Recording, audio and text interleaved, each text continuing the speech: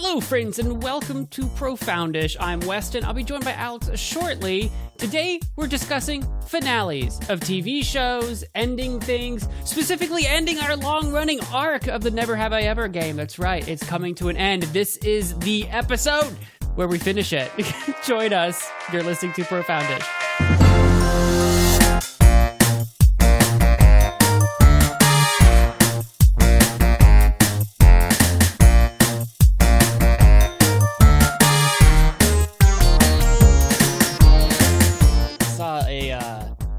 It was on TikTok or YouTube Shorts. It was one of those two, but it was a clip from The Office that made me tear up pretty good. Because I don't watch The Office. I haven't really I've seen some episodes, but like I didn't watch the show, right? And I saw a clip that made me tear up a little bit, and it was the one where I guess Pam is doing some sort of art exhibit or something like that, and Michael's like the only one that shows up to it. And it's just like so touching that he's like, well, how much are they? And she's just like, what do you mean? And I don't know. I was getting teary-eyed. I'm like, oh, God dang it. That's so nice. Because he's so genuine. Yeah. The thing about, and I know you're not super familiar with the show, but I mean, the thing about Michael Scott is that his character is so much more complex than I think you would realize if you didn't really like go through the entire show. Because, you know, the whole thing with him, I still think he's one of the best written characters in television, period. That's my big thing I say about him. Great character. But anyway, because he just looks like a bumbling kind of idiot boss who just says whatever the crap he wants, no matter how offensive it is. That's kind of his shtick, right? But all he really wants is to be loved. And he loves. And, like, that's such a human thing, too. But anyway, that part of him comes out in episodes like that, and I love it. I've Great seen show. enough of The Office and clips of The Office, and I've heard about The Office enough. I mean, it's like everyone's seen it or whatever. So you hear about it just through the internet and through the grapevine, as it were. I know enough to know that he develops significantly as a character, and I get that he's like a fan favorite character, and that's why like I know the show enough that I was watching that scene and I'm like, oh my gosh, I knew that this was like really impactful even though I didn't really watch the show. Right. It comes through. I think Steve Carell made a great choice when he left the show. You know, it was kind of a bigger way to look at it, because obviously I'm sure you know he left before the show ended. And right. I remember, of course, at the time, because I was watching it as it was going on, right? Like, so I was a fan from the beginning. Well, not from the beginning, but from like season 4 onwards. And he talked about it, and he said, Michael Scott grew as much as he could grow. There's no more story to tell. If he stayed there, it would just kind of get stagnant. His story has been told. And I thought that was such a big thing for him to say. And then he also said, well, and then he said, I've kind of grown too. I'm ready to do new things. And that's because after The Office was when he started doing more serious roles, which I think is really awesome too, and showed he can try to diversify his acting, I guess, career. So I respect that when artists and creatives know when it's time to try something different. You know, I've always admired that, because that's a bold and scary thing to do. It is, and it can be very hard to do it right, because like The Office as a show, right, went on for how much longer after Steve Carell left? 2 seasons. They did 2 whole seasons after he left. Because I always got the sense that after he left, like, people started checking out of the show at that point, right? Mm-hmm. Yeah, it didn't have the same it factor that it did before. It started, like, the views started to dip a little and stuff. Because, I mean, the main character was gone. That was similar. This is funny now that I think about it. I didn't give this any thought until just now, but I watched a lot of 2.5 Men back in the day. Yeah. And when Charlie as a character leaves, it's just, the show was just not the same, obviously. So and tell me just spiral to death after that. Okay, so you kind of answered my question, because I was in and out of that show as it was on, but I, once again, kind of know it well enough to know Charlie's character, right? And because I know Ashton Kutcher hopped in there, right? He did. And was his character anything like Charlie, or was it completely different? Was he trying to replace him? You know what I'm trying to say? Yeah, that was the part of the problem, right? Like it was a little bit different, but he was basically a Charlie stand-in. And the Yes, thing is, yeah, he's that's just a not, problem. Ashton Kutcher is just not Charlie Sheen. Right. And, you Right. know, Nobody's Charlie Sheen. and I don't think he was trying to be exactly him, but as far as like the role that he was trying to fill in that show was Charlie Sheen. Yeah. Because that show Yeah. was so intimately tied to that character. And then also, like, just as the show went on, even before Charlie left the show, what was his brother's name in the show? I'm blanking on that. 2.5 men characters. I'm looking it up. I mean, I can sing the song. Manly Men. men. Alan. I couldn't think of his name. Alan, yeah. Alan's character just, I think, as the show went on, got kind of more and more and more pathetic. Just as a person, he was always like the pathetic character in the show, but it just progressively got worse, or at least I felt that way. But by the time we got to Ashton Kutcher taking over, I think they had to make him like especially pathetic for some reason to like to compensate for there being no Charlie, and I don't know, it just got harder and harder to watch. That's rough. When you can, as a viewer, can kind of see what the writers are trying to do to make ends meet in terms of like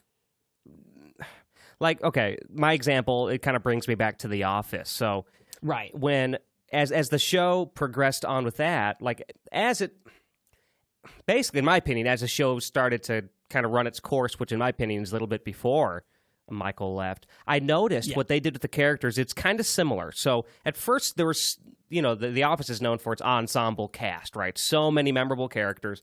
And as the show went on, or as it started, I'm sorry, the characters actually really developed all into their own real identities. They weren't just quick little, what's the word I'm thinking of?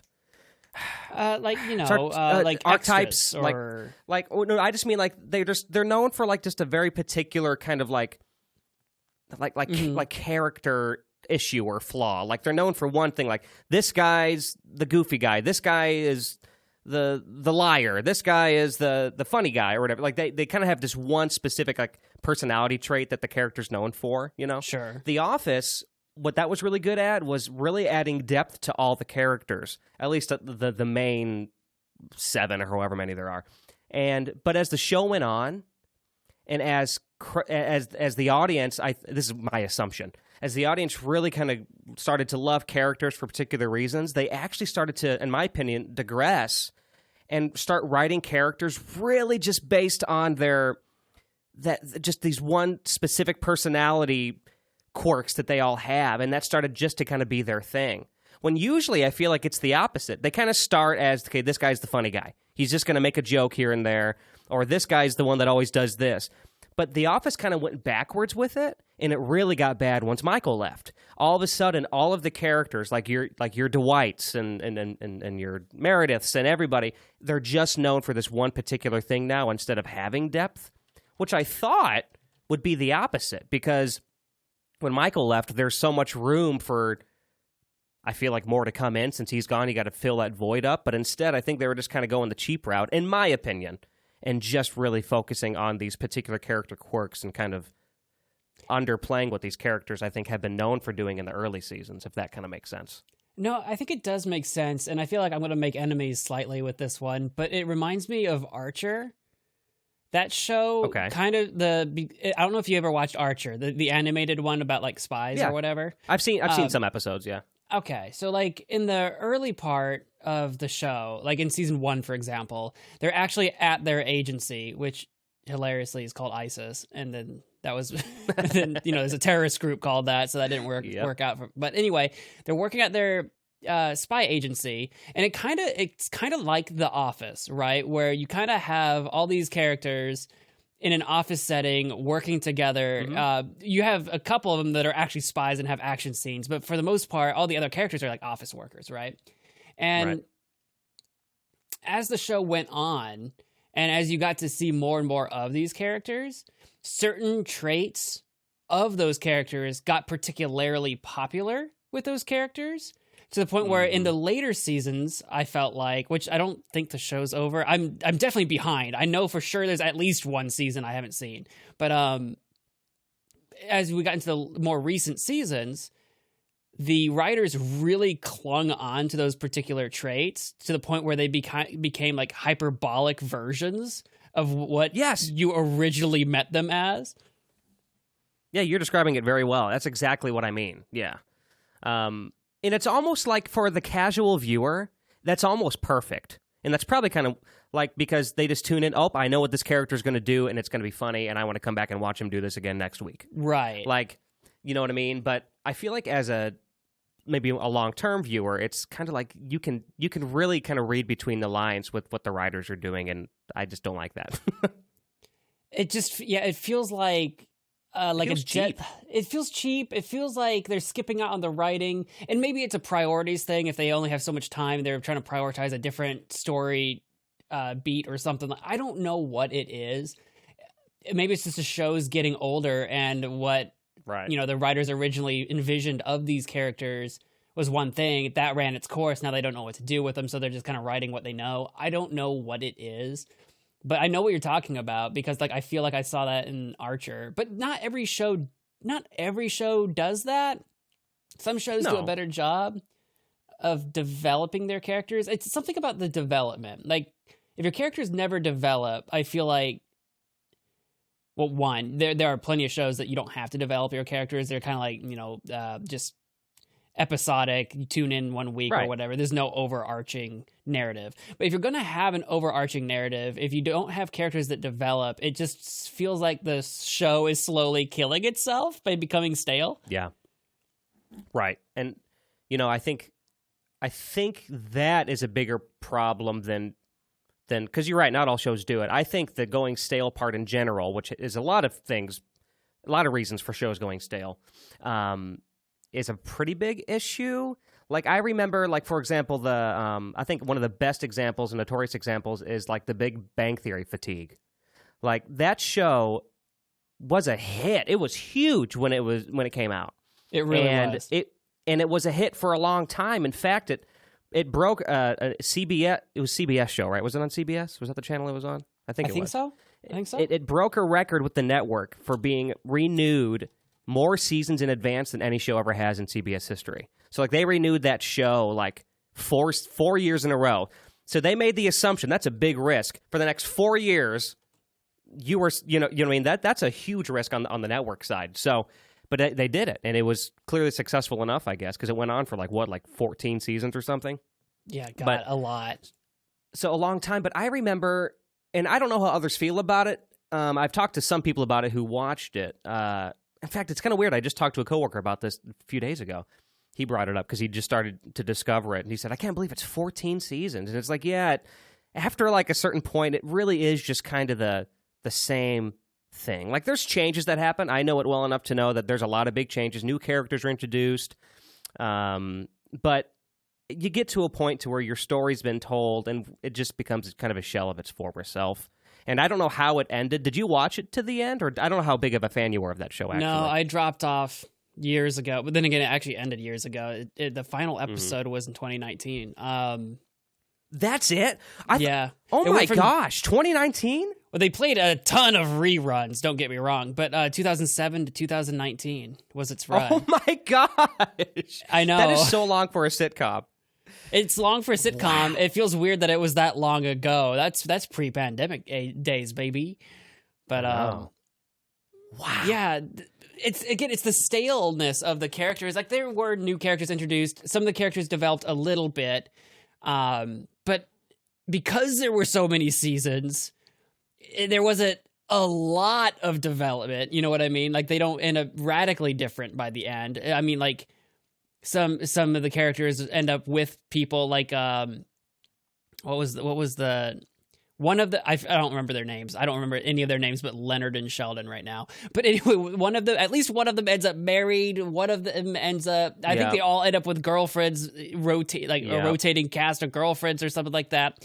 A lot of girls are thrown in there in the later seasons. And that, like, includes Sheldon, who's supposed to be, like, awkward and whatever. And I don't know, like there's a lot of that happens. So they kind of like angle in on the romance development side of it, but not really the actual character trait development side of it, unless it's related to the romance.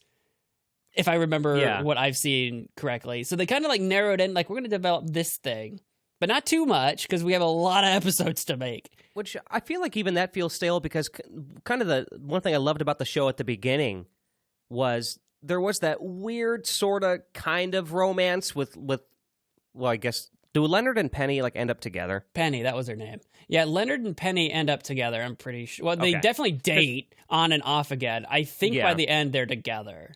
I always loved that dynamic, especially at the beginning, when in those first few seasons when it definitely wasn't stale, because he's just this weird, introverted, nerdy guy, and she's this, this girl next door. It's just such an interesting dynamic, and I love it. I like how they introduce her. I remember thinking this vividly. They introduce her as the girl next door. She's trying to be an actress. She's like beautiful, right? Way out of their league. But then at some point in the show that turns and like none of them are really interested in her like that anymore. I mean, like Leonard and her get together, but it's kind of like they make fun of her for being like just like one of the boys or something like that. She gets true. She gets just integrated.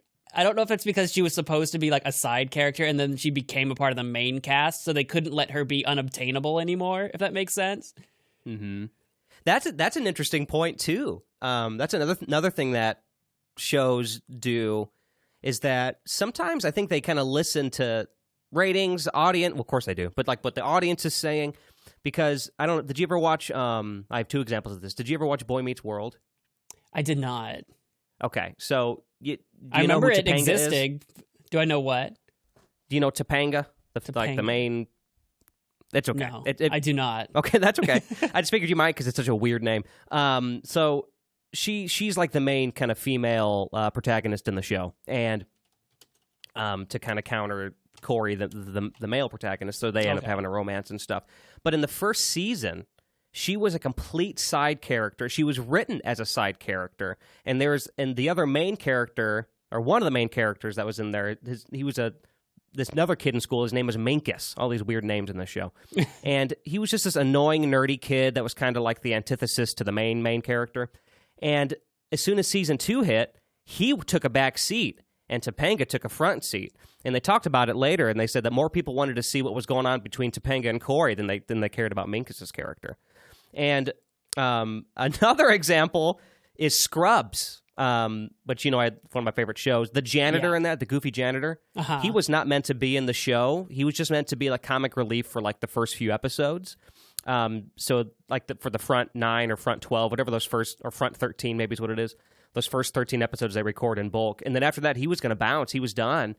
But the biggest feedback that people got was, we want the janitor. So he ended up being one of the main characters of the show. So it's just interesting how, like, writers can listen. Yeah. And, like, you know what I mean? Which I think that's cool, too. To an extent. It is kind of cool that, because it doesn't feel like it should be this way, because it feels like it takes so long to make shows or movies or whatever. But especially shows, it does feel like sometimes it becomes a collaborative effort between the writers and the viewing audience. Which I just think is really kind of neat, that it's a living, breathing, like the story isn't necessarily like set in stone, final. A show puts itself out there and might have XYZ intentions, but the audience, for better or for worse, can kind of affect that. Now, sometimes writers don't listen, or networks don't listen, or blah, blah, blah. Or maybe just the audience that's watching it have bad taste. I don't know. But yeah, well, it is kind of funny. It is funny. Viewers, and the thing with TV shows, especially in more recent years, is viewers feel so much more investment in TV shows because it's not a movie, right? You don't sit there and watch it for 2 hours. This is like, for some people, and for some shows, it feels like it's an ongoing movie. Episode after episode after episode, you're spending so much time in these worlds with these characters, so people are more passionate and probably more willing to speak up about it too. I think that's true. Which just enhances the collaborative effort too. Like when a movie's out, it's done. You can't say, "Hey, fix this," I mean, you can try, and it actually has happened. Well, that was right. What was that? The Suicide Squad or whatever? They remade it because. Oh, yeah. Well, I was thinking not quite as extreme, but I think about the Sonic thing. I know the movie wasn't out yet, but it was probably a decent amount into production. Yeah, that was like the other way around, where they got bullied before it was out because people were already invested in that that IP, that the idea of Sonic. So I think that still kind of lends itself to your idea of investment. At least they listened. Because I remember, like, I mean, I'm not a Sonic guy, so I have actually even seen the movies, but I do remember thinking, he looks off when I first saw that trailer. Something seems a little off, and I didn't know what it was, and then everyone's like, eyes! I'm not a big Sonic person either. I'm not really into the franchise, but the first time I saw the picture of their original image, I'm like, who in their right mind made, like, someone designed that Sonic having never seen Sonic before? Like, it just felt unnatural. It felt unholy. And I'm not a big Sonic guy. I don't know how they came up with that. Which I don't really understand how they could have gotten that so wrong, because he's been in so many 3D games. Oh, yeah. And I'm not saying he has to look identical to that, but they have a model to kind of base it off of. Right. Like, I just don't get it. And we know they could have done it, because when they remade it, the new version looks so much more accurate, so much better. Right. It's like, oh yeah, someone actually showed the designer, oh, this is what he's supposed to look like. Oh. It's like when they made him the first time, they were just describing it over the phone, and that was his best shot. Exactly. Or like you close your eye. Have you ever tried to, like, play those games when you were a kid, like where you close your eyes and you have to, like, draw, like, the person in front of you? We have to draw the person in front of you. I you just talk. Haven't played that. I know the one where, like, someone draws a picture on your back and you have to try to, like, copy it. You know what I mean? Do you know that one? Oh, yeah. That gives me vibes, the same territory as Telephone. Right. I don't know why I go to, like, it's basically Telephone, but with pictures. It basically is. Have you ever seen, what game is it?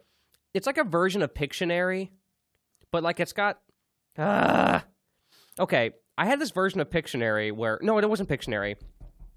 It was Telestrations. That's what it was. Oh, do you know what that is? That sounds familiar. Telestrations. You know what's hilarious? I don't even know why I brought it up, because I loved playing that game, but I lost it. I don't know where it's at, that board game.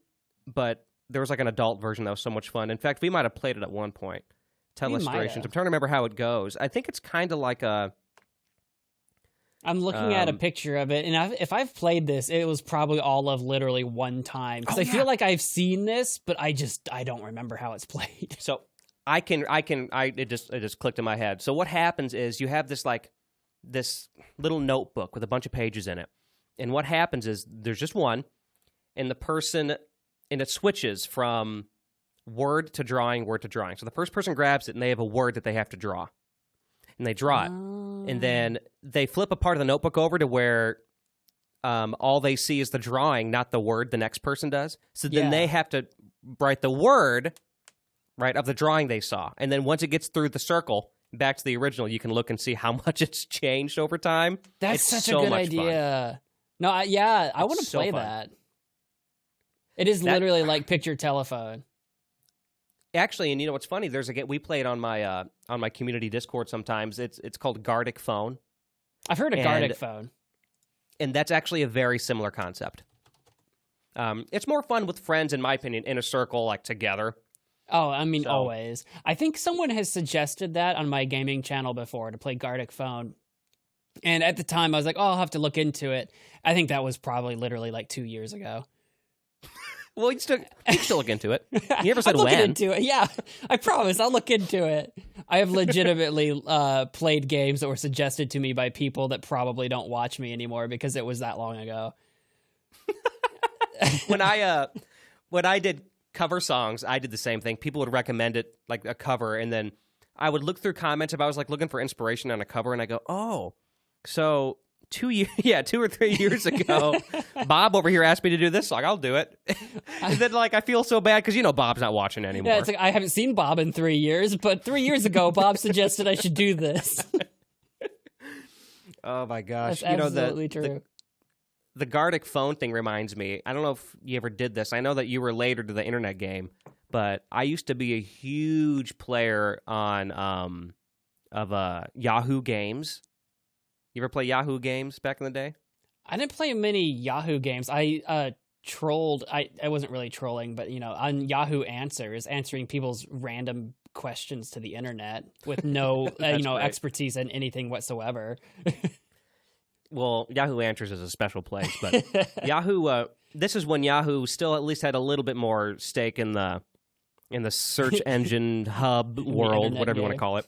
Yeah, in the internet game, and they had Yahoo Games, and my mom had an account, so I was young. I was probably 10, 11, maybe 12, and they had this game. I can't remember what the game's called now, but it's kind of similar. It was basically just Pictionary, but it was online, and at the time, that was super cool. So you'd see like 8 or 10 other users on there, and they'd be drawing, and then you just have to type in quickly to get your answer.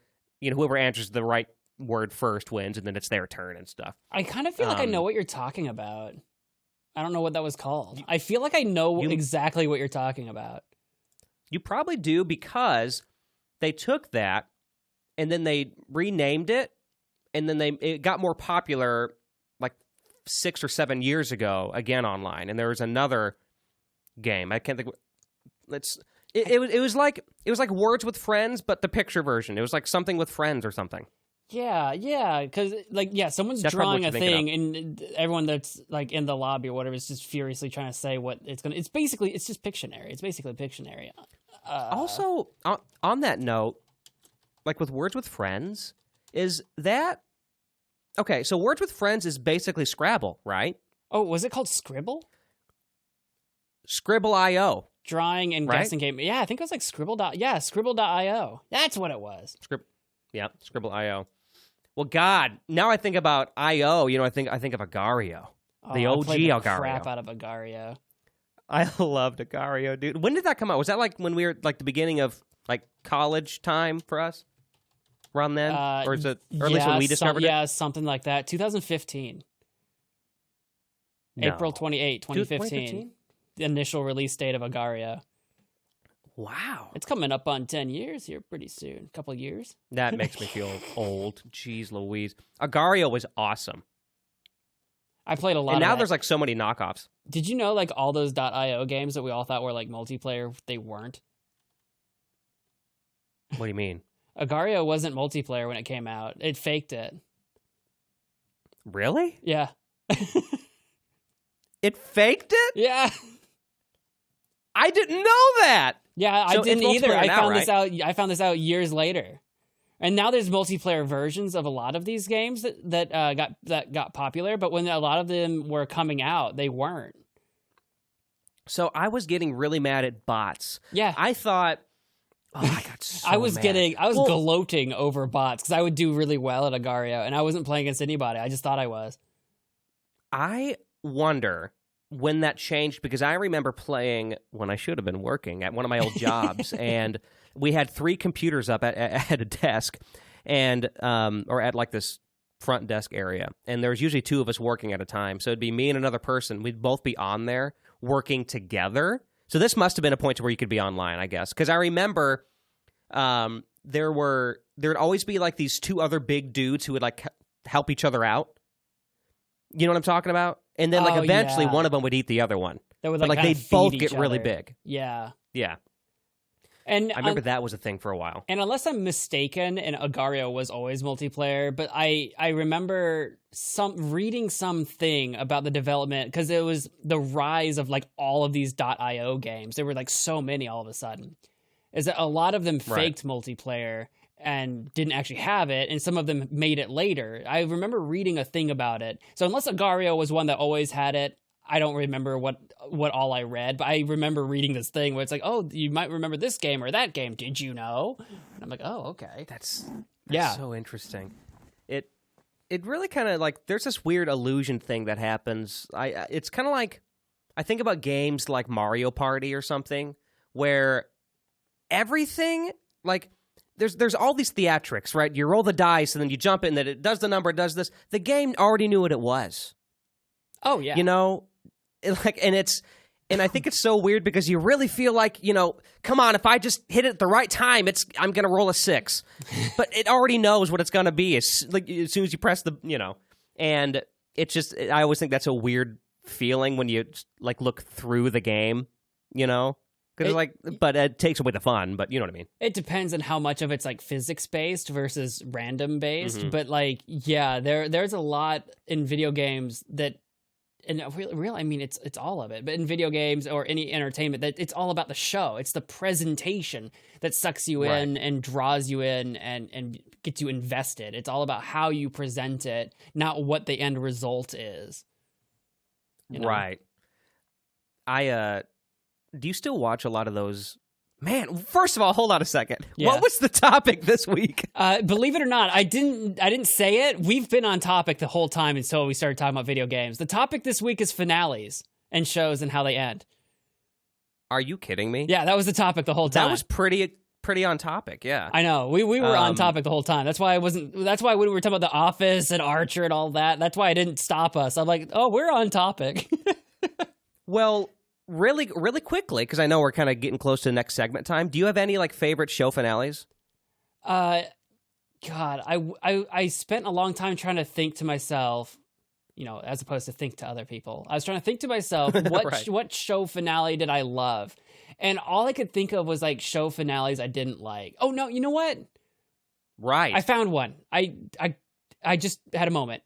I really liked the ending to Burn Notice. No, I've never seen it. I loved Burn Notice. It gets kind of one note. It's really samey, but it was one of those kind of like episodic. You watch them every week, but with an overarching narrative. So it gets kind of samey after a while. But I loved that show, and the ending was actually really good. The finale was really good. So just tell me this, as someone who hasn't watched it, I want to know kind of why it was really good. Was it like was everything closed well? Like it's very satisfying, or was it a cliffhanger? Like what about it?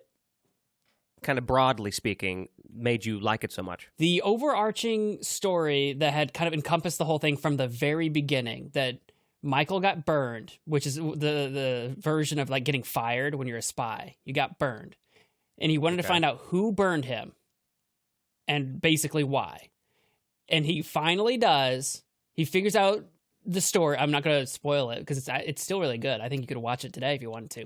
He figures that stuff out. And all along the way, helps so many people, reconnects with friends and family, and all the like. He grows so much more as a person, discovers the burn, and he deals with that conflict and gets out in a way that doesn't feel like the show forced it, faked it, or had to rush the ending. The ending feels like that's nice. He finally, after so many years, succeeded. And it just felt so rewarding that he did. You know what I mean? He got away doing what he needed to do in a way that I felt like they like him and like I don't know which characters to really bring up basically, but there's a future for him, but just not doing this show anymore. So the show can end, but he's off doing his own thing now, and that's totally cool or whatever. Right. It doesn't like it sound like, which could lead to something else, but like show wise. But the actual main point of that show, it is done. Right. The payoff was good. Yeah. As opposed to like the ending of Dexter, which I hated, where it just felt like, oh, we've got no time to end the show. We're just gonna end it now. Steph's a big fan of Dexter. She talked about that. I love Dexter. Hated the finale. Didn't they like redo like a season of that, or they came back for like a weird one-off season or something? Or am I making that up? No, they were, I think, supposed to be working on a reboot. Like they were bringing it back. Interesting. Well, reboots is another topic for us on another episode because I've always feel weird about reboots, but that's a different story. I was just going to say quickly, I would say for me, there's two really great season finales. I loved Breaking Bad when that was on. I thought that, and I'll keep that spoiler free too because I will always recommend that show to anybody.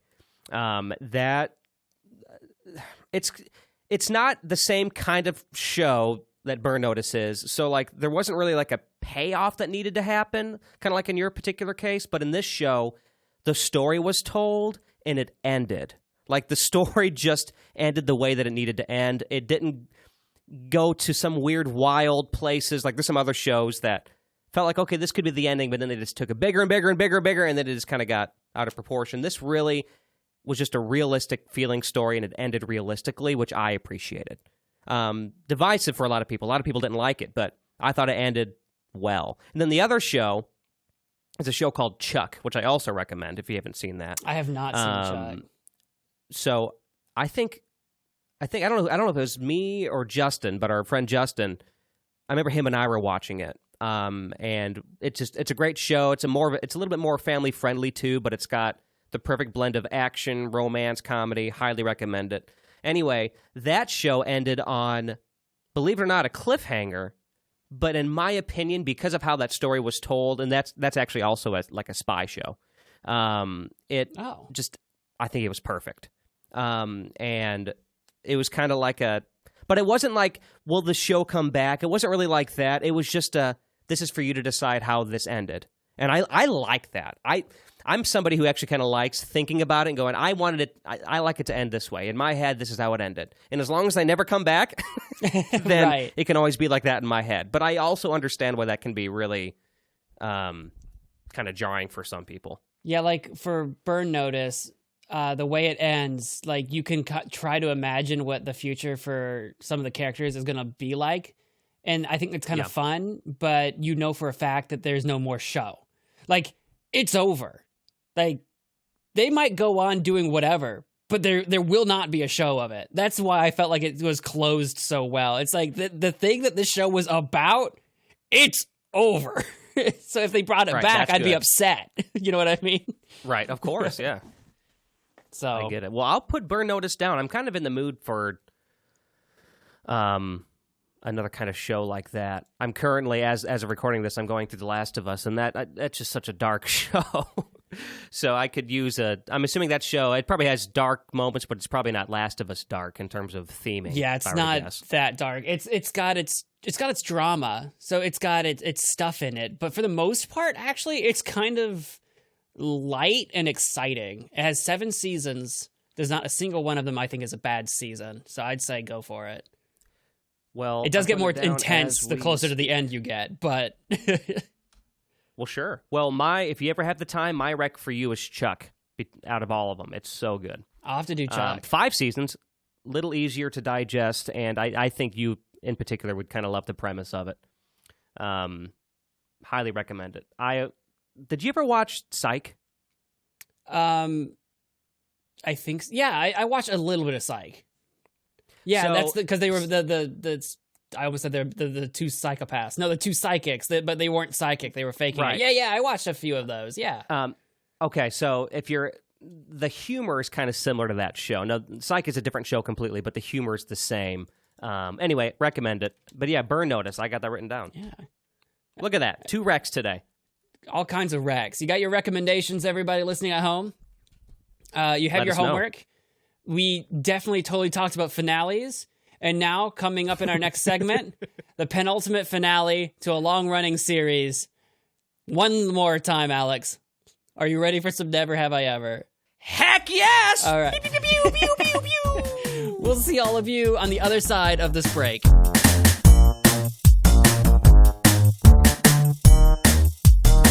Profoundish is brought to you in part by HastilyMadeDecision.com. Get your poetry fix from my poetry blog featuring haiku, senryu, freeform stuff, and more. Again, that's HastilyMadeDecision.com for your poetry fix. Profoundish is brought to you in part by Camp Nostalgic Saturday Morning, a show that takes a deep dive into pop culture's biggest questions. I co-host alongside Dave Rediger, and it's a lot of fun. Watch the show and see all the other content offerings at campnostalgic.org.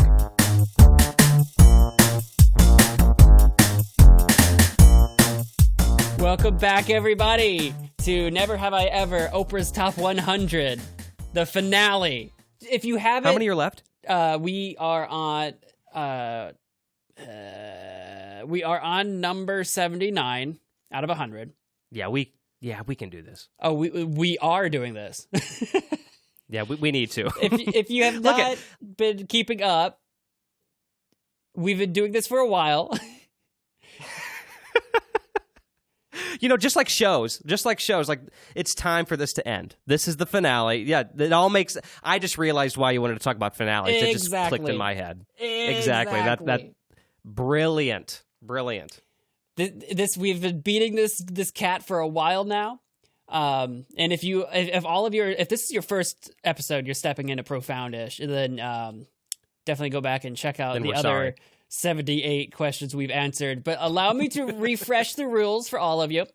Never Have I Ever is a game where prompts are proposed, and it's in the phrase of a never have I ever XYZ thing.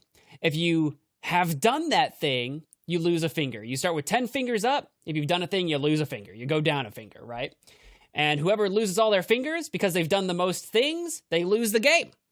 And the person who's done the least things is actually the winner. It's a fun game where people usually go around a circle and learn about each other, what things they've done and haven't done. You can talk about it. In our case, because it's just Alex and I, it's a two-player game, we're using a list of Never Have I Ever prompts listed on OprahDaily.com. Supposedly, Oprah's top 100 Never Have I Ever prompts to answer. And like I said, we are now on 79 out of 100. We are ending this tonight, or today, this morning, whenever you're listening to this. This is her top 100, but that implies there's more. Oh, there's always more. There are so many prompts possible. Well, I think one reason why Weston does want to finish this, we want to see it to completion, sure, but I also know I would come on it so easy. You don't have to work on a second segment. You can just go, here we go again. On the one hand, the lazy side of me knows that I haven't had to prepare anything for this segment. It's been easy. The other part of me is burned out on it, man. I'm ready to do something different, right? This show has been running. I'm ready to see it to its conclusion. So right. Well, this really did become like an arc, which I do love. So we are going to play this finale slightly different. Normally, you start with 10 fingers up, and you lose a finger as we go. However, we are going to go until all of these prompts are answered, period. So if we've done 11 or 12 of these things, we don't have that many fingers. Yeah. So instead, we're going to start with no fingers, and every time you've done a thing, raise a finger. That way, if you have too many, just, start over, right? Does that make sense? I think it does. You can just tell me what I need to do as we go. So just drop fingers, and then if we're out, raise a finger if we did another thing again. And I was gonna say start with 0 fingers. We're gonna raise a finger if we've done a thing. Oh, yeah. Start with 0. Gotcha. We're doing it backwards. That way, even if we get to the end, Gotcha. and if we haven't done 10 things, like we get through at level 100 or whatever, and you've got like 8 fingers up, and I've got like 9 fingers up, I lose because I've got the most fingers. Does that make sense? Understood. Normally, Yes. whoever's got the most fingers wins. We're doing it backwards because no matter what, no matter how many fingers are gained, this is over tonight.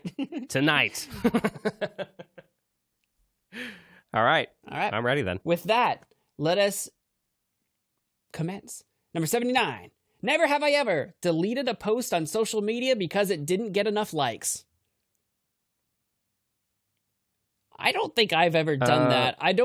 I have certainly been disappointed with the number of likes a thing did or didn't get before. Same. But I don't think I've ever deleted any as a result. I've deleted posts, but not for that reason. So I guess I'm in the same boat. Yeah, I've deleted posts as well, where it's like, this didn't like come out the way I thought it would, or typo, or whatever the case might be. But not like, no one saw this. I guess I'm gonna. If I get like.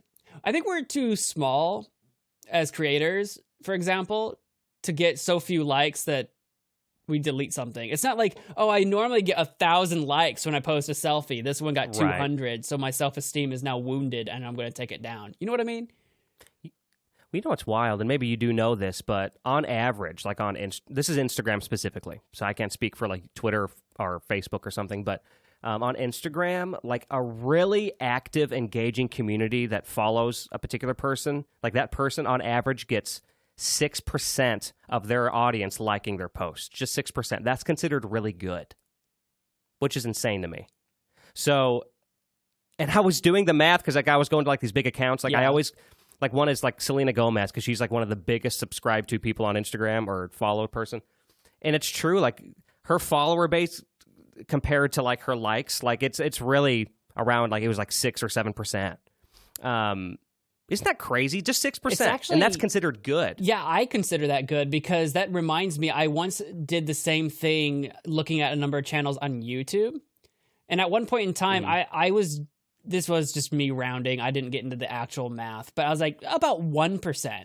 So if you have a certain number of views, oh my God, about 1% of that will be likes, and a 1% of that will be like comments or whatever. Or maybe it was something like maybe it was 0.1% of the views will be comments. And then when they introduce like memberships, 0.01% might member or something like that. Of course, the bigger the channel you get, that stat doesn't work anymore. But the idea is if you get like 1 million views, you're probably only going to get like 10,000 likes and like 1,000 comments. Right. Something like that. Wild. I had like a figure I came up with, and it wasn't 6%, and it was like 1%, or maybe it was 2%, something like that. But it wasn't 6%. So actually, I think that kind of checks out. That's crazy. I mean, it checks out for me too on the YouTube side, honestly. All right, number 80 here. Never have I ever spent more than $100 on a top. I have never spent $100 on a shirt. I mean, unless we're going to talk about like What about like formal attire? That's what I was just thinking. I'm like, I don't remember what I've spent on my nicest suit. And I know I've spent more than $100 renting a tuxedo for Justin's wedding. When we were actually in the wedding, I rented a tuxedo. Normally, if I just go to a wedding, I just wear what I have. And I don't remember how expensive those were. But for like just a top as opposed to a whole suit or a whole tuxedo, I don't think I've ever spent $100 on a top. Yeah, I do know for a fact that I've spent more than $100 on a suit jacket itself, and that's considered a top, I guess. It would be. So, I guess I'm going to put a finger up. You have a pricier fashion sense than me. I probably would have. I think my nicest suit, my parents got me, so technically I didn't actually pay for it. Yeah, see, I've got a couple shirts that were purchased at over $100, but they were purchased for me. Mm-hmm. Not many. It's not like somebody's buying me $200 shirts. That's happened like twice. Right. And then I feel bad because I know how much they are. But they are nice shirts, though. Anyway, so yeah, technically I did that mine was for a wedding too, just a different one. Then you've got a finger up, since we're going the other way around. Mm-hmm. Never have I ever thrown a drink at someone. No, I haven't. I'm trying to think if there's ever been a time where, like, I don't think ever out of anger, but have I ever filmed a thing where a drink got thrown? I don't think so. Oh, if you're counting that, I'm trying to think if we've ever done something in our past filming. I mean, I think I've like spilt stuff on people, like on purpose. Like I would like take a cup and like pour water on someone's head. Like I've done that stuff before. But that's not really throwing a drink, though. Yeah, I don't think I've ever thrown a drink at anyone. I guess that's it. So. I had to think about it, though. I'm like, maybe for a show, but... Right. I can't think of anything. Never have I ever worn someone else's underwear. No. I don't think so either. Well, not that I can recall. Unless it was like as a kid, if I had like my brother's underwear or something like that. But I don't like remember that. I guess technically yes. And I can't remember the full context, but I needed underwear for the day. And I like wore like a roommate's. It was clean. That's so far as you know. I know. Let me clarify. Did you do the sniff test? I think I did. It was either that. It was. I honestly. No, I did not do a sniff test. No, I can't remember. I might be making that up. It's either that or like because I remember wearing not my own underwear, but maybe I didn't discover it till later, and like I pulled it out of the dryer and I thought it was mine or something. I just remember. Here's what I remember in my head. What I remember is looking in my mirror at my apartment, taking off my pants after work or whatever and going, that's not my boxers. These are not mine. That's all so I can't remember if it was like actually planned or an accident, but so technically I guess I have another finger that goes you up. have another finger I remember that goes that not being my underwear. Because I've had the situation where I didn't have my own clean underwear to wear, so I just went commando. I just didn't wear any underwear. Oh, dang. I've done that. Don't you ever get several times, actually. What if you rip your pants at Subway? That would be unfortunate, wouldn't it? Yes. I don't think I've ever been commando at Subway. So I've never had to worry about that being a problem. But yeah, I've worn jeans, cargo shorts, whatever, with no underwear because I didn't have any at the time. Now that would be I have a lot of underwear now, so I really just need to do some laundry if I'm out of underwear now. But so throw me a number on an estimated number. How many pairs of underwear do you think you own? Ooh, that's good. Probably. I'm trying to think of like how they are organized in my drawer. Probably like 20. Oh wow. Okay. Yeah. I would say I've got like 14 maybe. So that's 20's a lot. Yeah, I've almost got like 3 full weeks worth of underwear before it's a problem. Which is good. There's a couple pair that probably just need thrown away, so I could probably purge a couple pair. So like, I've got a couple of those, like worn down ones that are like ripped here or whatever, where you're like, I have it, but. Right. I'm at that point now where I just need to completely just buy new pairs, but we've talked about this on one of our very first episodes. I don't want to go do it. I just don't want to. I just don't. That sounds like work. I don't want to do it. Never have I ever traveled to Europe. I've never been to Europe. No, I don't think. Yeah, no. My mom. Sounds fun though. My mom has. She went to Italy.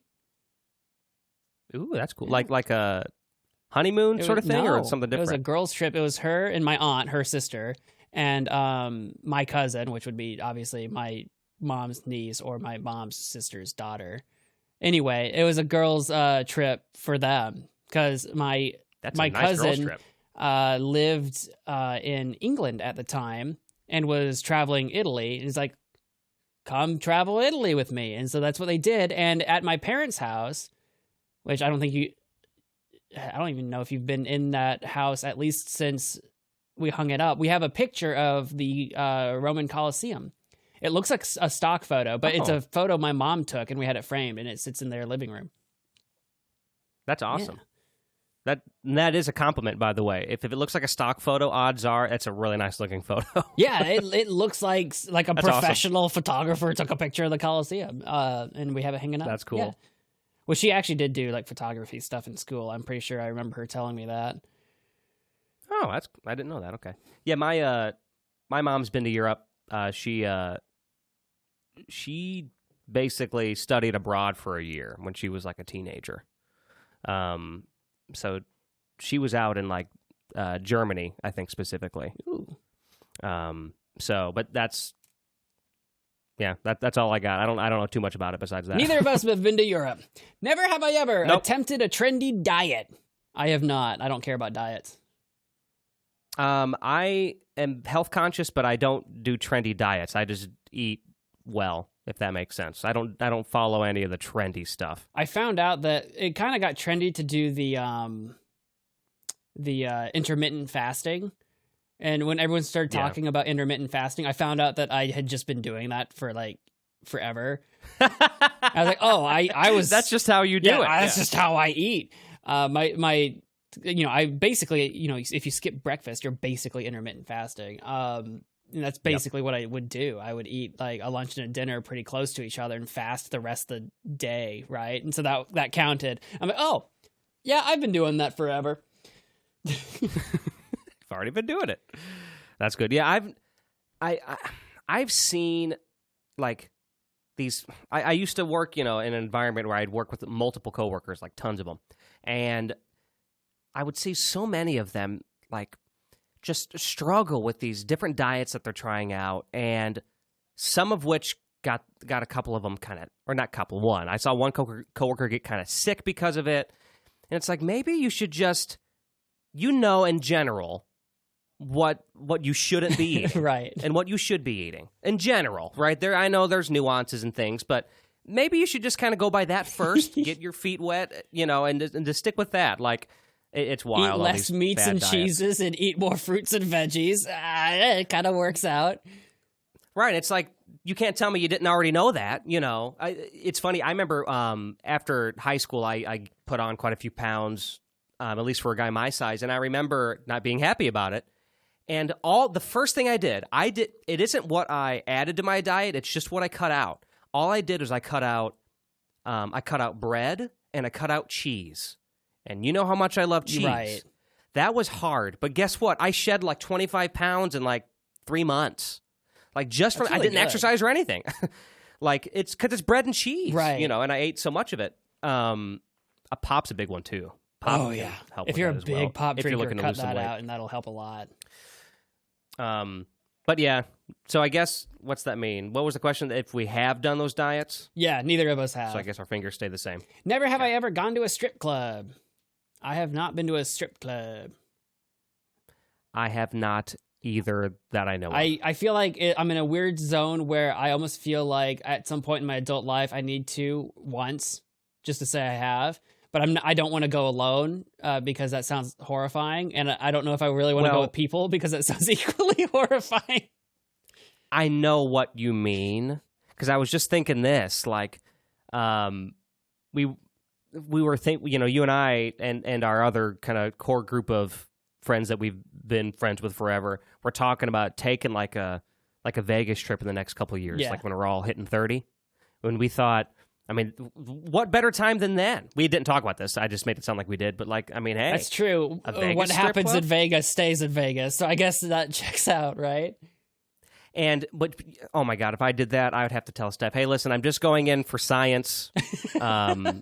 I would be completely forthcoming with her. No, you know what happens in Vegas stays in Vegas. No, she'll be like, what happened in Vegas? You'll be like, nothing.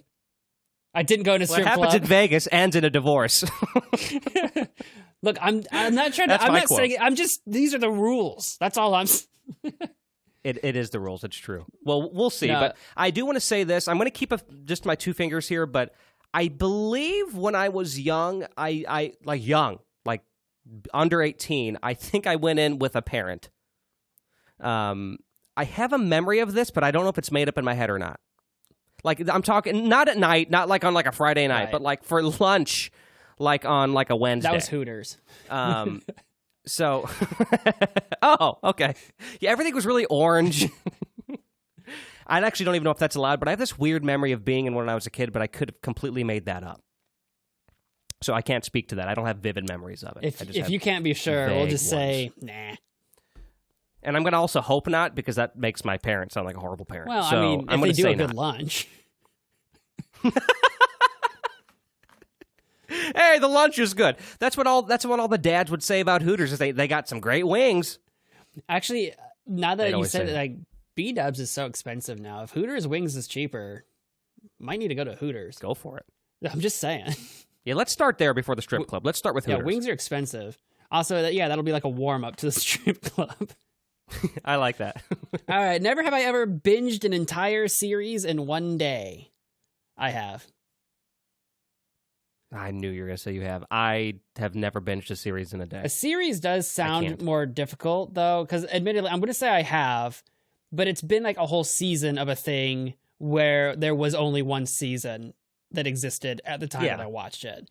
So it's not like I watched all 7 seasons of Burn Notice, and I don't even think that's possible. I don't think there's enough hours, but like, in the day. But yeah. Well, I kind of have a rule just for myself to not do that. I wouldn't consider myself an anti-binger. I don't think people who binge are making bad choices, but I feel like for me, what I like to do is if I'm really into a show, I want to be in that world for a long time. So what I'll usually do is if I'm really into it, I'll do like an episode a night, maybe 2 a night sometimes. Just so I can enjoy it longer, because I get this kind of like post-show, post-album, let's play, whatever I'm watching, like depression after for a while. And I don't like that. So I try to kind of put that off as long as I can. I remember that with like finishing reading a book, and you put the book down and you're like, well, now what? Yeah, it's like I'm sad now. Yeah. Or even with a video game, I don't finish a lot of story-based video games as much anymore, so I don't feel that way a lot, but I used to with like books and some games and stuff. Yeah, when you sink your teeth into like games, even if they're not super story-based, but just like big games that you put a lot of time into that kind of have like a very specific kind of ending, like it's supposed to end in a certain way, you know?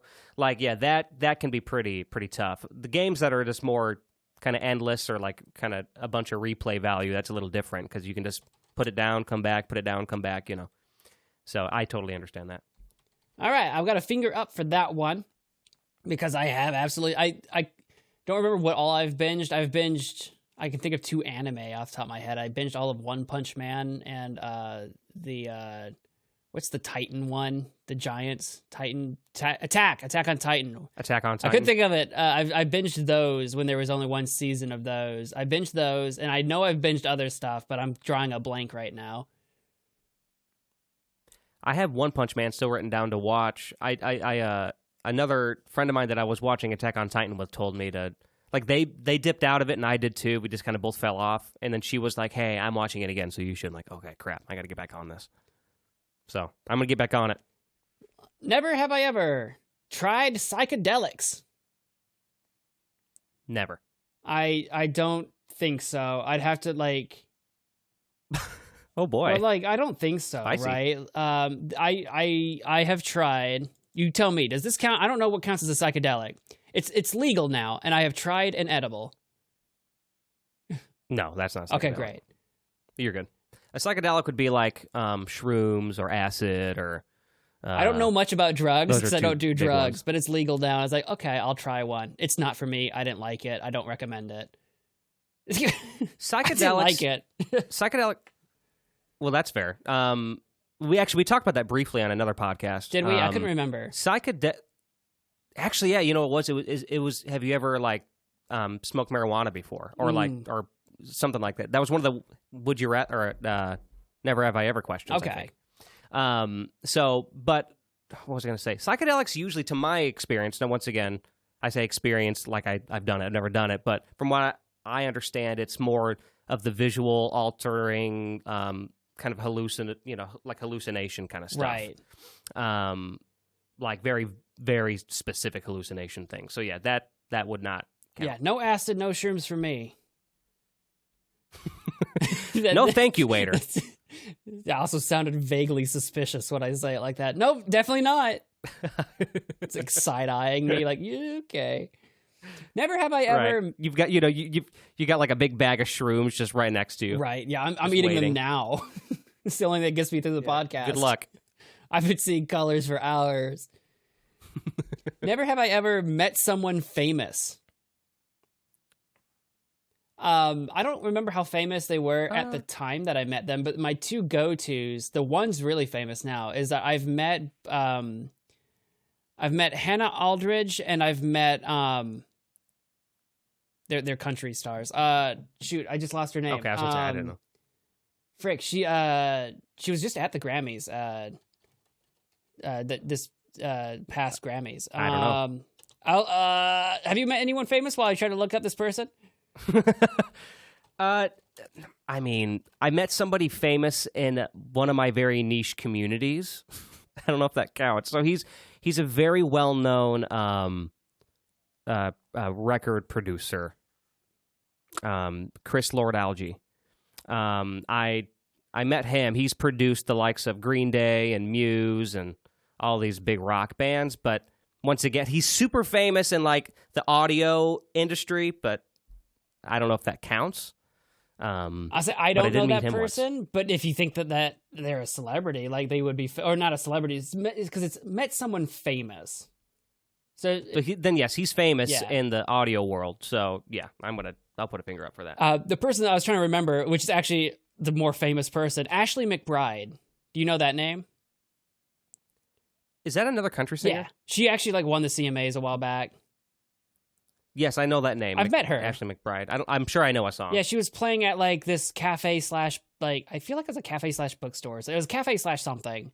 And she and Hannah Aldridge, I met them at the same time. Met them there at that. They were doing like a show. near their hometown or whatever, this tiny podunk, not podunk, but rinky-dink, just small like cafe thing. And probably all of like 12 people were there for it to listen. I met them there. That's cool. That's super cool. That I will say the only other quick thing I'll share is, well, two things. One, my stepdad has met a bunch of famous people. We can get into that later. But my dad, who lives in the same town you live in, which for those of you listening, it's kind of the middle of nowhere, Illinois, and what's hilarious is that he was at some bar or restaurant and he met one of the sisters from Sabrina, one of the aunts. Oh, really? And I think one of them's from there, or they went to school at ISU or something. Okay, I mean, well, that makes sense. But anyway, I only know this because it was like a Friday night, and I was at home alone, sad. It was during those days, and my dad sent me a picture, smiling ear to ear. It was him and a friend of his, and then one of the aunts from Sabrina. And I'm thinking, what? My dad's out here living his best life, and here I am, sad. I need to go. It was I couldn't remember if your dad still lived around here or not. I need to find out if he's still drinking around town. We need to go get some drinks, meet some famous people. He is definitely drinking around town. So, yes, you definitely could. That's funny. So I've got a finger up for that one. Never have I ever gone streaking. This one's kind of almost close to when we talked about skinny dipping, but this one's streaking. Well, oh, that's right. I remember your story about that. I've never really gotten close to that. No, I've been naked places, but I didn't streak. Okay, so see, your wording is so fun. I've been naked places. So what? You were just naked at the coffee shop one Tuesday morning? Sometimes you just got to air it out. Now, I don't know if you want me to bring this up, but I mean, it was public once. Remember when you made the video, the ice bucket video? I did do that. That was in my home, though. I just filmed myself naked. But I'm just saying, I cannot believe you put that on YouTube for a while. It's not there anymore, but I left it up there for a while though. But I know I was censored or whatever. But I didn't streak. Yeah, you did censor yourself. So I think I censored myself with a tiny like face, like my own face, is what my censor bar was my face.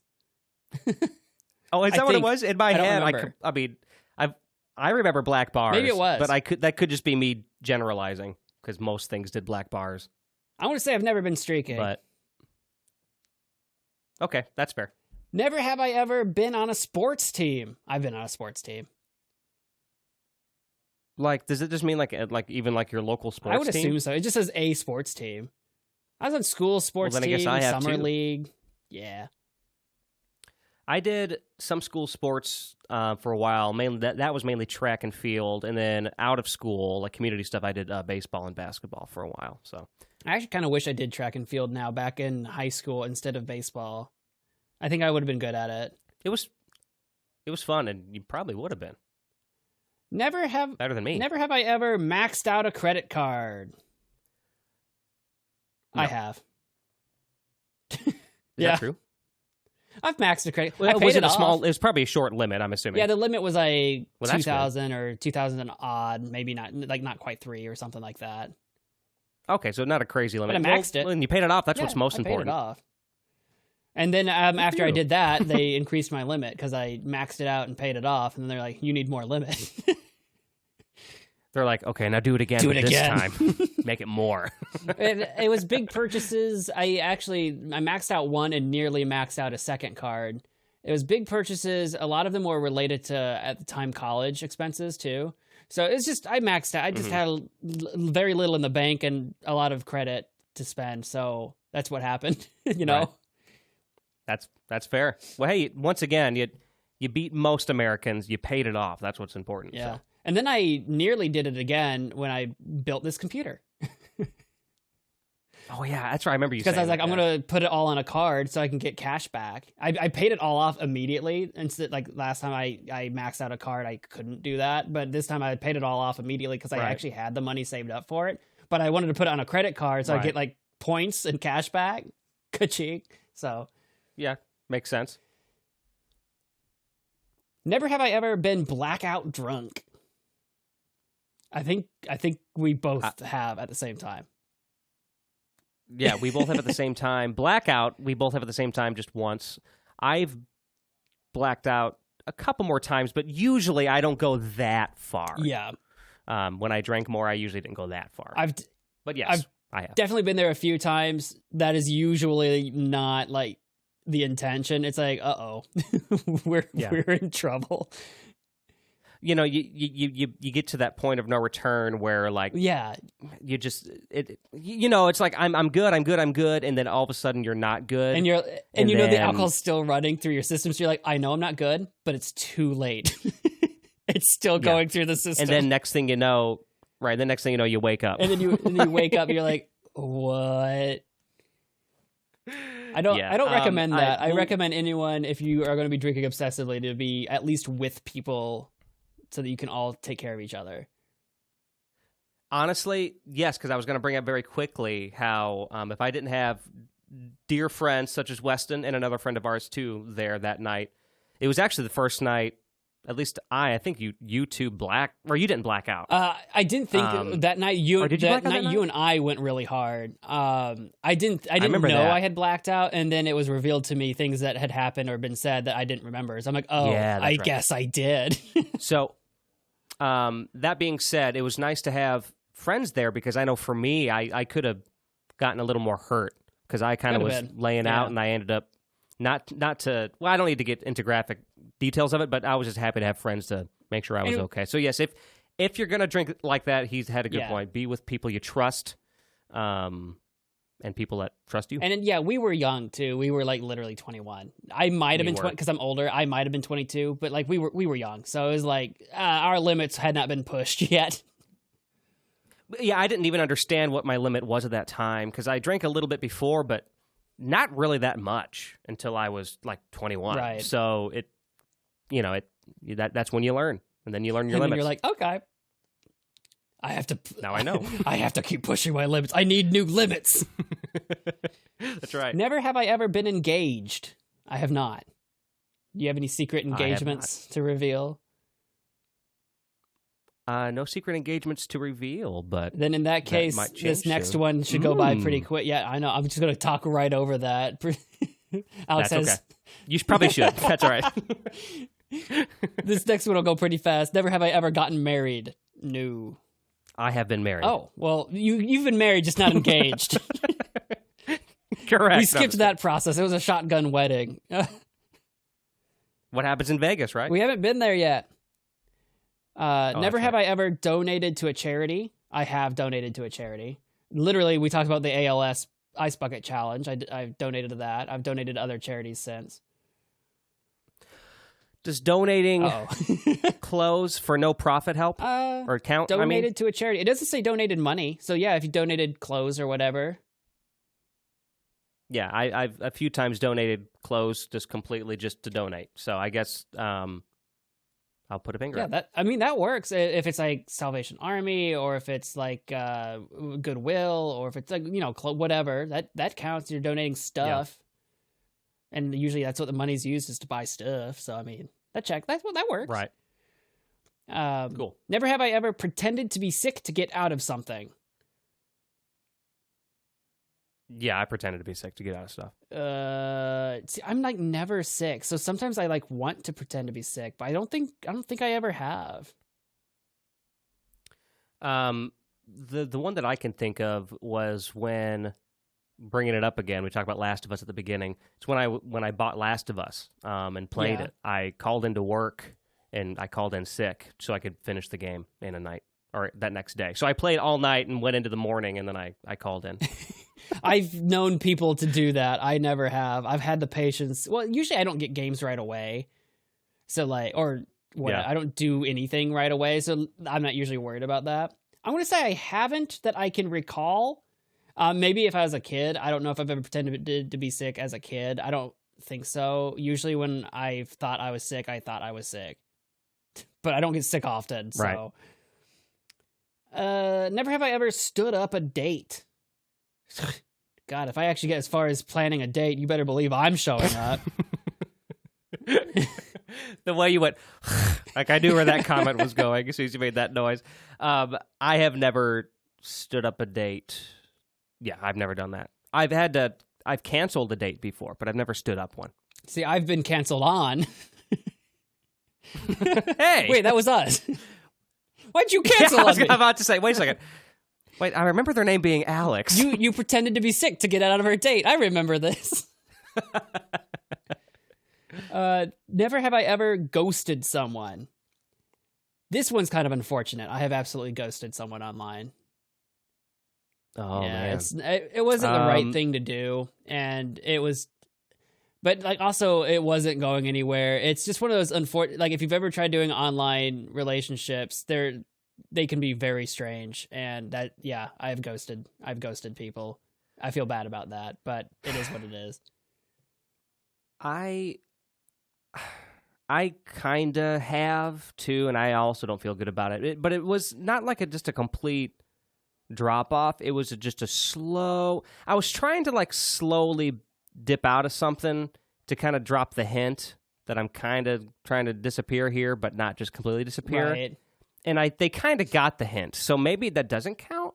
Like, the conversation just slowed. I think it's and then pretty soon it just kind of ended. It's still kind of ghosting if you get to the point where, like, you don't end it. You know what I mean? Again, depending on how it slowed to an ending, then, you know, maybe it's not ghosting. But it's kind of like someone says something that, like, is a question or a statement that, you know, requires follow-up, and then no follow-up ever happens. You know what I mean? That's definitely ghosting. Yeah, then, the I guess. Slowing down thing, I know exactly what you're talking about, where you're like, you know, you're messaging each other, and then you're messaging each other, like, once a day, and it's, like, once every other day, and it's, like, once every few days, and then you're like, oh, yeah, this is definitely just fizzling. Fading Yeah, exactly. out. I'm going to put a finger up, I think, just for the sake of it, because my intentions were that, you know, so I think that should count. So, okay, fingers up. How many fingers do you have up? 7. I've got 6. How did I get ahead of you? I think I'm going to lose this one. Never have I ever had sex on a beach. I've never had sex on a beach. I don't think either of us have had a lot of beach encounters. I was like, here we go, Alex. Here's your chance to show off your wild beach adventures. No, I've never had sex on a beach. Let me add to this. I've never had sex on a beach, but ooh. Well, I'm trying to think how to word it because it's actually kind of self-deprecating. It's like it's not because I didn't want to. It wasn't for lack of you know what trying. I mean? It's one of those things. It wasn't for, that's it. It wasn't for lack of trying. That's exactly right. That's great. And finally, this is question 100. Never have I ever fallen in love. I am curious to hear your answer. I will say I have fallen in love. I feel like I've fallen in love more than once. Yeah. However, in hindsight, I think I've loved but not fallen in love until I met Stephanie. Because there is, in my opinion, a difference between falling in love and loving, even if it's romantic in context. Sure. So either way, I have fallen in love to the wonderful Steph. I feel like I figured you were going to say yes. And with that in mind, in my opinion, I want to say yes as well. But I also caveat, like asterisk, I feel like your definition of falling in love is going to change depending on who you're with, have been with, or whatever. Like, I feel like if you had to answer this question maybe before meeting Stephanie, and I don't know, obviously you've already met her. I would have said yes. You would have said yes, but... I would have said yes, yeah. Do you believe that the reasoning behind it and how you felt is now different after having met Stephanie, if that makes sense? Like, the falling in loves were different. Yes. And that's different. What my, like, asterisk is. Like, I'm not in a long-term stable relationship with anybody right now. So my idea of, like, oh, yeah, I've fallen in love with people, but also it didn't work out. So in my mind, I'm like, well, was that even love, or was that, like, an infatuation with the person or the idea, or was it, you start to kind of question, like, what was it? Was it falling in love? Was it something else? I'm going to say yes anyway, though, because at the time, I thought I was falling in love. Now I'm like, no, I was just stupid. Well, you know what? If you felt like it, though, I think that counts. Right. I really do, at least for the sake of the game. Yeah, that's why I was like, I'm going to say yes. But that's an interesting question when you try to break it down. Like, do you feel that way after a successful relationship versus after a fail? Like, if you fall in love with somebody, but then you break up with them, you know, do you go back on that? Like, oh, I was never really in love. You know, that kind of thing? See, I know. And I think, once again, that it's all just contingent on the kind of relationship it is. Because I will say, because for me, my whole point kind of was really loving and falling in love, I think, are different. Like, I think there's, in my opinion, there's a level. There's loving, like, I love this person. And then there's, I am in love with this person. And those can both be romantic to me. Mm-hmm. But there's just something about, and for me, once again, it kind of depends. Like, at the time, I can think of a previous relationship I was in at one point where I said I would think that I'm in love. And then in hindsight, now I look back and go, I definitely loved them, but what I'm in now feels like being in love. But once again, say God forbid something happened with Stephanie, what if I just say the same thing again in 5 years with a different person? Right? That's the weird thing about it, is that I feel like it's not a very definitive, concrete answer. It's weird. It's like a living answer. Like that could change. Like, I could say yes now and then meet somebody and actually, like, maybe I've loved people, like what you're saying. Maybe there's that level where I feel like I've loved people. But then one day I meet someone that I actually fall in love with, head over heels, and we go the whole 9 yards or whatever in terms of a long-term committed relationship. And I'm like, oh, well, those other times I hadn't actually fallen in love. I just thought I was like that. That was my definition at the time, but now my understanding is different. Yeah, I think that's what I'm saying. I think that's the same thing with you, with like the different levels. Yeah, well, because what you just described is exactly how I feel right now in my relationship. Right. Like, it feels like there's a lot of like staples, like things that are similar in terms of the progression and even some feelings. Right, the feelings are similar to what I've felt before to other people. I mean, that's just. There's only so many things you can feel within the love category, I guess. But there's something that's not tangible, that I can't put my grasp on, I can't really explain, that just feels so much heavier and deeper and richer and grander that I have not felt in previous times I thought that I was in love. So who knows? I mean, you know, in your future, that could very well happen too, and then you'll think the same thing, or maybe not. Maybe it'll be different for you. Maybe you will think, okay, this feels the same or different or whatever. So anyway, good talk. So that was all 100. So you've got good talk. Good talk. I didn't know how to move on from that to we're done. That was all. Thank 100. God. Thank God we're done. We did it though, and I ended with 8 fingers up. And I had 7. Somehow, I think we started off with you getting more fingers early on, and somehow it switched. Well, you know what?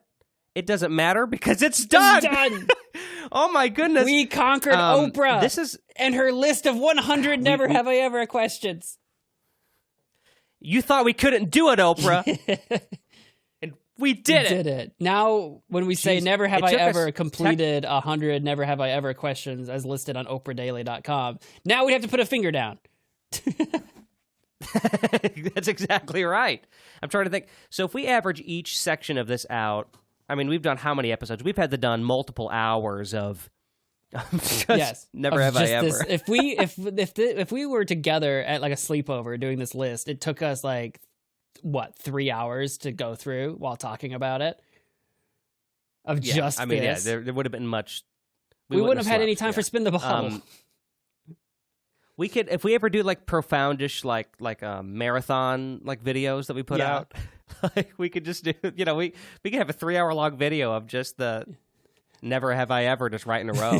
This is true. Actually, I'm gonna jot that down. That's not a bad idea. We can do some See, compilations. our gears are always going for Always. content. Well, we've Yeah, talked definitely. about like a compilation thing once before, and I think I was on the fence about it. I don't remember what the idea was, but I was like on the fence about it. But that's neither here nor there. We're always thinking. We're always thinking, yeah, because we could do the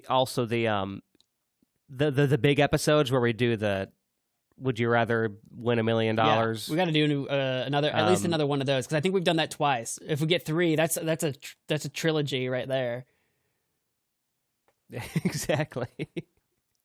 Limited DVD box set of just the YouTube videos of just the audio waves jumping up and down. We could love put it. random B-roll of video of just literally nothing to do with this at all. That way there's something on the screen happening. We'll have the audio wave, but then just random B-roll of, I don't know, like nature documentaries or something.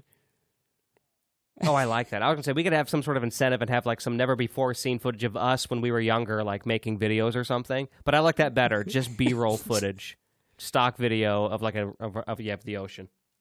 Yeah. We'll get a video camera and take it out to the beach and just have it recording the beach while apparently we find people to make passionate love to on the beach. Well, good luck. That's all I'm going to say. Good luck, pal. Going to person to person. Hey, I'm Weston. trying to add another thing that I've done to my list. Yeah, and then the other guy on the beach goes, "Oh, you're doing Yeah, I'm the doing Oprah, the Oprah list. 100 questions." number 94. Like, he just knows. What was it? Sex on the Beach. Number 99. I gotta figure this one out. It's like, I've been there, pal. Good luck. So, Weston, I was going to ask, where can people find you on the internet? Okay. Well, you can find me. I know, I just rushed you into that. I'm so I'm sorry. the host here, god dang it. You can find me at westonhasty.com. Sorry. That's my name, .com.